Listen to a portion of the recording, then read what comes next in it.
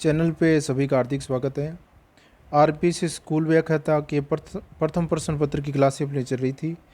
तो हमारा टॉपिक भारतीय राष्ट्रीय आंदोलन, पीछे हमने एक भाग पढ़ लिया था, आज इसका दूसरा भाग है। आज शुरू करते हैं हम खिलाफत आंदोलन से। तो खिलाफत आंदोलन क्या था? ये भारतीय मुसलमान वर्ग द्वारा किया गया एक आंदोलन था। यानी डायरेक्ट माने तो इसका जो हमारे जो राष्ट्रीय आंदोलन है, इनसे जो स्वतंत्रता संग्राम के आंदोलन है, इनसे इनका कोई संबंध नहीं है। तो ये क्यों हुआ था? ब्रिटेन द्वारा तुर्की का विभाजन किया गया था और इसी के कारण भारतीय मुसलमानों में असंतोष फैला था। तुर्की में भी मुसलमान वर्ग था और भारत में भी मुस्लिम वर्ग था। और तुर्की में क्या हुआ कि ब्रिटेन द्वारा जो प्रथम विश्व युद्ध में विजय के बाद तुर्की का जो विभाजन किया गया था, ये इसका कारण था मेन। तुर्की में एक तो इसका विभाजन कर दिया गया था और एक इसमें खलीफा का पद था वो समाप्त कर दिया गया। इसी कारण मुस्लिम जो सारा मुस्लिम वर्ग था ये असंतोष फैला हुआ था इनमें। तो भारत में भी इनमें असर पड़ा मुस्लिमों पे। तो इन्होंने यहाँ पे भी एक आंदोलन चलाया भारत में। कौन सा? खिलाफत आंदोलन। तो प्रमुख आंदोलनकारी भारत में कौन कौन थे? शौकत अली और मोहम्मद अली। ये अली बंधु है, सभी जानते हैं इनका नाम। एक का नाम शौकत है और दूसरे का मोहम्मद है। तो ये क्रांतिकारी दोनों। इसके अलावा भी थे हकीम खां, अजमल खां, अहमद अंसारी, मौलाना अल हसन। तो ये प्रमुख आंदोलनकारी थे खिलाफत आंदोलन के। खिलाफत आंदोलन चला था 1919 से लेके 1924 तक। 1919 से लेके 1920 में इसमें एक बार विराम लग गया था, क्योंकि 20 में हुई थी सेवरे की संधि। तो उसके दौरान उसमें क्या हुआ कि खिलाफत जो आंदोलन था वो कमज़ोर पड़ गया, क्योंकि उसका परिणाम ये निकला तुर्की का विभाजन कर दिया गया था संधि के तहत। और जो खलीफा का पद था वो भी इन्होंने ब्रिटिश ने समाप्त कर दिया गया था, इनके द्वारा समाप्त कर दिया। तो मुसलमान वर्ग एक बार के लिए शांत हो गया था, क्योंकि निर्णय निकल चुका था इसका। और सितंबर 1919 में खिलाफत कमेटी का गठन किया गया और इसकी कमेटी का गठन करने वाले थे शौकत अली और मोहम्मद अली। इन दोनों अली बंधुओं द्वारा खिलाफत कमेटी का गठन किया गया। इसका मुख्य उद्देश्य था तुर्की खलीफा के पद को पुनः स्थापित करना। जो ब्रिटिश द्वारा तुर्की में खलीफा के पद को समाप्त किया गया था, तो उनको पुनः खलीफा का पद स्थापित करने के लिए भारत में ये खिलाफत आंदोलन चलाया गया था। ब्रिटिश सरकार द्वारा इस आंदोलन का कोई प्रभाव नहीं पड़ा। ब्रिटिश पे इसका कोई प्रभाव नहीं पड़ा, असरकार नहीं रही है। और सेवरे की संधि हुई थी जो 1920 में, इसके तहत खलीफा का पद समाप्त कर दिया गया, वह तुर्की का विभाजन कर दिया गया। और कमाल पाशा थे, ये इन्होंने नेतृत्व किया था इसका मुसलमानों की ओर से, मुस्लिम वर्ग की ओर से। मोहम्मद अली जिन्ना खिलाफत आंदोलन के विरोध में थे, यानी ये इनके सख्त विरोधी थे। इसके बाद देखते हैं असहयोग आंदोलन। अब वो जो खिलाफत आंदोलन हमने पढ़ा था, तो उसके जो सदस्य थे, यानी गांधी जी ने उन पे सहयोग किया था खिलाफत आंदोलन में। तो इसी वजह से असहयोग आंदोलन में गांधी जी का सहयोग किया था मुस्लिम वर्ग ने। तो इस आंदोलन में पहले गिरफ्तार हुए थे वो मोहम्मद इसी के थे, जो अली बंधु है इनमें, मोहम्मद अली। ये पहले क्रांतिकारी थे जो असहयोग आंदोलन के दौरान गिरफ्तार हुए थे। तो इसको पढ़ते हैं हम असहयोग आंदोलन को। इसका प्रस्ताव रखा गया था कलकत्ता अधिवेशन में और इसकी पुष्टि हुई थी नागपुर अधिवेशन में। इसके संचालन के लिए एक वर्किंग कमेटी का गठन किया गया। 1 अगस्त 1920 को यह आंदोलन शुरू हुआ। असहयोग आंदोलन का नारा था 1 वर्ष में स्वराज्य। ये गांधी जी ने टारगेट रखा था कि 1 वर्ष में अपनों को स्वतंत्रता हासिल करनी है। और 1 अगस्त 1920 को एक घटना हुई थी, तिलक की मृत्यु हो गई थी इस दिन। तो लगभग 1 अगस्त को शुरू नहीं हुआ, ये 2 अगस्त को हुआ था, क्योंकि ये घटना के कारण ये थोड़ा स्थगित हो गया था। एक महान नेता, एक महान क्रांतिकारी, इस दिन इनका स्वर्गवास हो गया था, तिलक जी का। और इसके तहत ट्रिपल सी का बहिष्कार किया गया। ये ट्रिपल सी कौन कौन से हैं? एक सी कोर्ट, काउंसिल और कॉलेजों का बहिष्कार किया गया। और सर्वाधिक बहिष्कार हुआ था बंगाल में। असहयोग आंदोलन के दौरान गांधी जी ने बोर व जुल्लू पदक लौटा दिए थे और केसर हिंद की उपाधि भी लौटा दी थी। जमनालाल बजाज ने राय बहादुर की उपाधि त्यागी थी। जमनालाल बजाज ये वही है चरखा संघ वाले, राजस्थान चरखा संघ की स्थापना इन्होंने की थी। और जो जयपुर प्रजामंडल है इनसे भी ये संबंधित है। और जमनालाल बजाज गांधी जी के पांचवें पुत्र है, ये सभी जानते हैं। बहिष्कार का विरोध करने वालों में CR दास, चित्तरंजन दास, मोतीलाल नेहरू, एनी बेसेंट, लाला लाजपत राय, ये जो नेता थे मेन इन्होंने विरोध किया था बहिष्कार का। तो बाद में इन्होंने सहमति दे दी थी, पर पहले शुरू हुआ था उस टाइम उन्होंने विरोध किया था। कांग्रेस के ये वरिष्ठ नेता है सारे। 800 राष्ट्रीय स्कूल व कॉलेज स्थापित किए गए। इस आंदोलन के दौरान 800 राष्ट्रीय कॉलेजों स्कूलों की स्थापना हुई और 90,000 विद्यार्थी जो कॉलेजों में पढ़ते थे उन्होंने कॉलेजों का बहिष्कार किया। इसमें गांधी जी ने उनको बोला था कि आप अपनी स्वयं की जिम्मेदारी से कॉलेजों का बहिष्कार करें। तो लगभग 90,000 विद्यार्थी थे, उन्होंने अपने कॉलेजों को छोड़ दिया जो अंग्रेजों द्वारा स्थापित थे। और सर्वाधिक बहिष्कार हुए थे बंगाल में और सबसे कम बहिष्कार हुआ था मद्रास में। असहयोग आंदोलन के कारण कौन कौन से थे, किस कारण से ये हुआ? इसमें पहला कारण है प्रथम विश्व युद्ध के परिणाम। प्रथम विश्व युद्ध सभी जानते हैं। इसमें क्या हुआ, पहले मित्र राष्ट्र और दूरी राष्ट्र, दो राष्ट्रों के मध्य हुआ था। इसमें तीन राष्ट्रों का एक संघ बना था। तो ब्रिटेन वाला संघ था वो विजयी हो गया था। उन्होंने ये शर्त रखी थी कि आप सेना में सहयोग करो भारतीयों के लिए, और बाद में अगर विजय हुई तो हम आपके लिए कुछ योजना बनाएंगे, कुछ संविधान निर्माण के लिए प्रस्ताव रखेंगे। तो परिणाम निकल गया, लेकिन युद्ध के बाद भारत में इन्होंने खास ध्यान नहीं दिया। तो इसी कारण इनमें असंतोष फैला भारतीयों में अपने। और युद्ध काल में भर्ती व छंटनी की गई कर्मचारियों की, इससे भी असंतोष फैला। और रोलेट एक्ट ये भी एक महत्वपूर्ण कारण है असहयोग आंदोलन के होने का। और इसके विरोध में जलियांवाला बाग हत्याकांड हुआ था 13 अप्रैल 1919, सभी जानते हैं। जो इसके बाद इस पे कमेटी बैठी थी, हंटर कमेटी। ये भी इसका रिपोर्ट भी सही नहीं हुई, इनको सभी को बरी कर दिया गया, जनरल डायर को। इनको वैसे इनका पद तो ले लिया था जनरल डायर का, लेकिन इनको सम्मान भी बहुत दिया था। और खिलाफत आंदोलन ये भी एक महत्वपूर्ण कारण था। 1921 में विजयवाड़ा सम्मेलन जो मदुरई में हुआ था, इसमें गांधी जी ने सिर्फ लंगोटी पहनने का निर्णय लिया। ये एक फैक्ट है बीच में। गांधी जी ने लंगोटी कहाँ से पहनी? विजयवाड़ा से, जो मदुरई में है दक्षिण भारत में, 1921 से। इसका जिक्र गांधी जी ने स्वयं नवजीवन अखबार में भी किया है। असहयोग आंदोलन के दौरान सबसे पहले गिरफ्तार होने वाले क्रांतिकारी थे मोहम्मद अली। अब ये एक बहुत महत्वपूर्ण जानकारी है। मोहम्मद अली पहले व्यक्ति थे जो असहयोग आंदोलन के दौरान गिरफ्तार हुए थे। ये अली बंधु में से ही है, ये शौकत अली रो और मोहम्मद अली, ये मोहम्मद अली गिरफ्तार हुए थे। आंदोलन के दौरान जामा मस्जिद की चाबियां तो सौंपी गई स्वामी श्रद्धानंद को, और स्वर्ण मंदिर जो अमृतसर वाला है इसकी चाबियां सौंपी गई सैफुद्दीन किचलू को। तो ये सांप्रदायिक सौहार्द का एक बहुत बढ़िया उदाहरण दिया गया था। गांधी जी ने बोला था कि ऐसे आगे 100 वर्षों तक देखने को नहीं मिलेगा इतना बढ़िया। तो इसमें मुस्लिम वर्ग को ये स्वामी श्रद्धानंद को चाबियां सौंपी गई जामा मस्जिद की, सबसे बड़ी मस्जिद जो है, और स्वर्ण मंदिर की इनकी चाबियां सौंपी गई थी सैफुद्दीन किचलू को। इसके बाद आगे देखते हैं।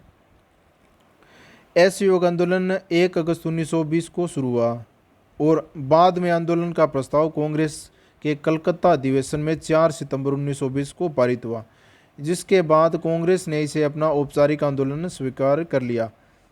यानी ये जो कलकत्ता वाला अधिवेशन है इसमें इस आंदोलन को स्वीकृति मिली 4 सितंबर 1920 को। असहयोग आंदोलन की समाप्ति क्यों हुई?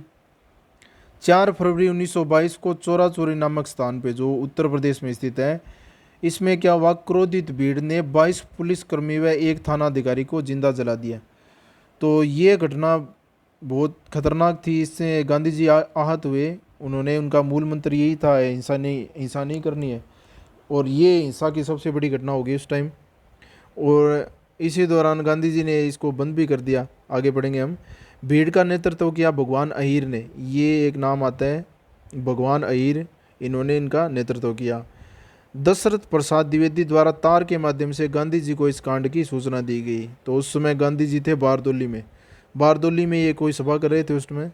तो 12 फरवरी 1922 की घटना है, बारदोली में गांधी जी ने ये आंदोलन वापस ले लिया।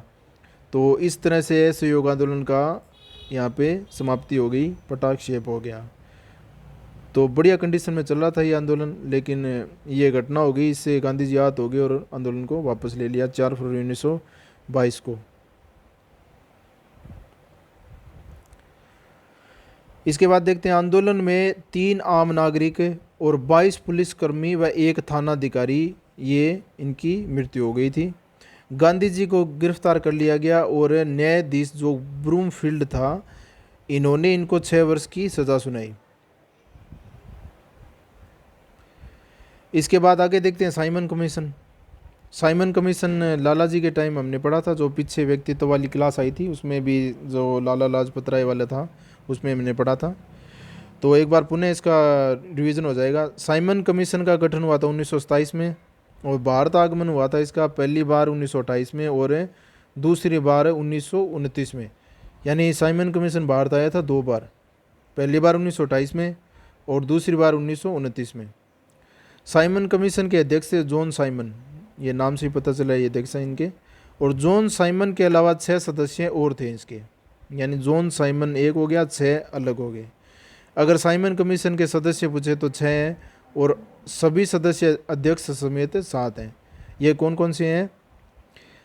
Harry Levin Lancers, Donald Harvard, George Lane Fox, Edward Cadogan, Clement Attlee, ये बाद में पीएम बने थे, बर्नोन हार्टसोन, ये इसके 6 सदस्य हैं।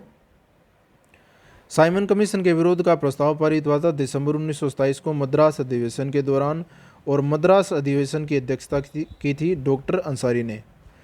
तो इसके दौरान ये प्रस्ताव पारित हुआ कि ये जो इसमें सदस्य हैं सारे के सारे श्वेत हैं, सारे के सारे अंग्रेज़ हैं, तो भारतीय हित की इसमें कोई बात नहीं है, तो अपने को इसका विरोध करना है।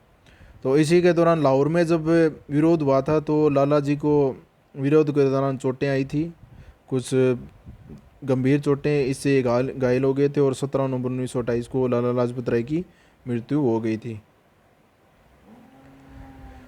लाहौर में विरोध के दौरान 17 नवंबर 1928 को लाला लाजपत राय शहीद हो गए थे।